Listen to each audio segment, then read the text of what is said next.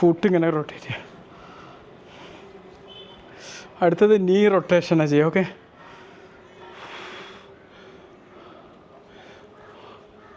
2 3 10 പ്രാവശ്യം എടുത്ത് വശത്ത് 8 9 10. അടുത്തത് സൈഡ് വയ്ക്കുക. Okay, positive